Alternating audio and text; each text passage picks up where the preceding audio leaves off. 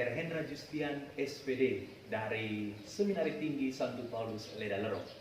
Sahabat-sahabat Bentara Soferdi, dalam edisi kali ini saya akan menjelaskan kepada teman-teman tentang penanggalan liturgi dalam Gereja Katolik.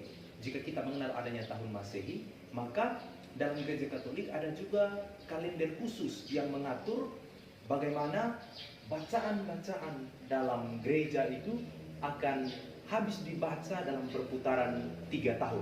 Jadi kita mengenal ada 3 tahun liturgi. Tahun A, tahun B, dan tahun C. Perputaran 3 tahun liturgi dalam Gereja Katolik sejatinya mengikuti tradisi yang diwariskan atau diadopsi oleh gereja dari kebudayaan orang-orang Yahudi. Dalam agama Yahudi terdapat suatu tradisi di mana ada penanggalan khusus yang mengatur dalam perputaran 3 tahun seluruh isi kitab suci, secara khusus kitab Taurat, Pentateuk akan habis dibaca oleh umat-umat Yahudi. Nah, tradisi ini diadopsi oleh Gereja Katolik dengan mengatur pembagian khusus yang mengatur di mana seluruh Injil itu akan habis dibaca oleh seluruh umat Katolik atau habis diperdengarkan kepada seluruh umat Katolik dalam perputaran 3 tahun lamanya. Jadi kita mengenal ada yang namanya tahun A, tahun B, dan tahun C. Nah, bagaimana cara menentukan bahwa tahun ini adalah tahun A atau tahun B atau tahun C? Ada rumus matematisnya. Untuk menentukan tahun ini adalah tahun A atau tahun B atau tahun C, maka tahun akan dibagi dengan angka 3. Angka 3 itu simbol dari Injil yang dibaca atau diperdengarkan selama tahun liturgi itu. Jadi sebelum kita masuk kepada perhitungan matematisnya, terlebih dahulu kita kembali. Tahun A, Injil yang akan diperdengarkan adalah Injil Matius sepanjang tahun liturgi A. Tahun B, Injil yang akan diperdengarkan sepanjang tahun liturgi B adalah Injil Markus. Tahun C, Injil yang akan diperdengarkan sepanjang tahun liturgi C adalah Injil Lukas. Nah, sekarang bagaimana cara menentukan tahun ini adalah tahun A atau tahun B atau tahun C? Tahun dibagi dengan angka 3. Kita ambil contoh tahun 2020. Dibagi dengan angka 3 akan menghasilkan 673. Tetapi jika kita hitung secara manual, 673 akan menyisakan satu angka yang tidak habis dibagi. Itu aturannya. Jika pembagian tahun dengan angka 3 menyisakan satu angka, maka dia otomatis akan disebut sebagai tahun liturgi A.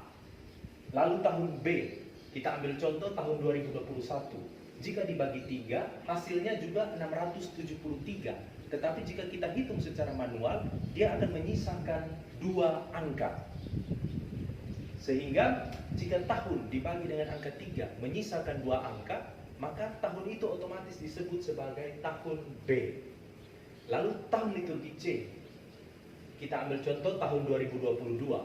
Jika dibagi dengan angka 3, hasilnya 674. Genap. Dia tidak menyisakan satu angka atau 2 angka. Maka setiap tahun yang jika dibagi angka 3, hasilnya genap, sisanya 0, habis terbagi, dia otomatis disebut sebagai tahun liturgi C. Begitu teman-teman, cara menentukan tahun liturgi A, B, C sesuai perhitungan matematis. Jadi tahun yang dibagi dengan angka 3 sisanya satu angka, tahun liturgi A. Yang dibagi dengan angka 3 sisanya 2 angka, tahun liturgi B. Yang dibagi dengan angka 3 habis terbagi sisanya 0, maka dia adalah tahun liturgi C. Lalu selain tahun liturgi A, B, dan C, orang sering juga mendengar tahun 1 dan tahun 2. Tahun 1, tahun ganjil. Itu berarti semua tahun yang angkanya ganjil, misalnya 2019, 2021, 2023, dan semua tahun yang ganjil disebut tahun 1. Lalu tahun-tahun yang angkanya genap disebut tahun 2, misalnya tahun 2020, tahun 2 tahun 2024 dan seterusnya. Nah, lalu apa yang membedakan tahun 1, tahun 2 dan tahun A, B, C? Nah, teman-teman, tahun A, B, dan C merujuk pada Injil. Injil yang diperdengarkan kepada kita sepanjang tahun itu. Tahun A, Injil Matius, tahun B, Injil Markus, tahun C, Injil Lukas. Lalu, tahun 1 dan 2 merujuk pada pembagian bacaan-bacaan harian untuk perayaan Ekaristi. Kalau teman-teman pernah menjadi lektor dalam perayaan-perayaan Ekaristi, maka dalam buku leksionarium, buku bacaan itu teman-teman akan menemukan bacaan pertama ada opsi tahun 1, tahun 2. Nah, tahun 1 dan tahun 2 fungsinya untuk itu. Sehingga jika tahun sekarang ini, tahun 2021, tahun B, karena dia ganjil, maka disebut tahun B1. Maka Injil yang akan diperdengarkan sepanjang tahun 2021 ini adalah Injil Markus dengan pilihan bacaan-bacaan khusus yang sudah diatur dalam tahun 1. Nah, pasti teman-teman bertanya, kenapa hanya Injil Matius, Markus, dan Lukas? Di mana tempat dari Injil Yohanes? Nah, teman-teman, Injil Yohanes kita tahu dia memiliki perbedaan dengan ketiga Injil sinoptik. Injil Matius, Markus, dan Lukas adalah Injil sinoptik karena dia memiliki kesamaan isi, struktur teks dalam penulisannya. Sedangkan Injil Yohanes sedari awal memiliki gaya bahasa yang lain, gaya bahasa yang jauh lebih tinggi, lalu sasarannya juga kepada para pembaca yang adalah kaum-kaum terpelajar. Karena itu dalam gereja Katolik, Injil Yohanes bukan tidak dipakai, tetapi Injil Yohanes mendapat tempatnya pada pesta-pesta atau hari raya besar dalam gereja Katolik, seperti Natal, Paskah, atau pesta-pesta besar dalam gereja Katolik. Maka bacaan yang akan kita dengarkan atau diperdengarkan kepada umat selalu berasal dari Injil Yohanes. Nah, teman-teman, saya kira penjelasan saya tentang tahun liturgi A, B, dan C cukup mudah dan ditangkap oleh teman-teman kan? Nah, sekarang kapan tahun liturgi itu dimulai dan kapan tahun liturgi itu akan berakhir? Nah, tahun liturgi dalam gereja Katolik dimulai pada hari Minggu Advent pertama.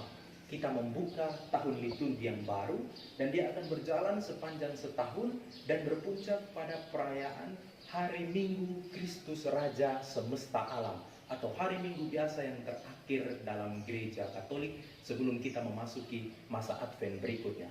Jadi jelas ya, tahun liturgi dimulai dari Minggu Advent pertama dan berpuncak pada pesta atau hari raya Kristus Raja Semesta Alam di tahun berikutnya. Nah, sahabat-sahabat Bentara Soferdi, sekian ulasan dari saya, Frater Hendra Justian SPD, tentang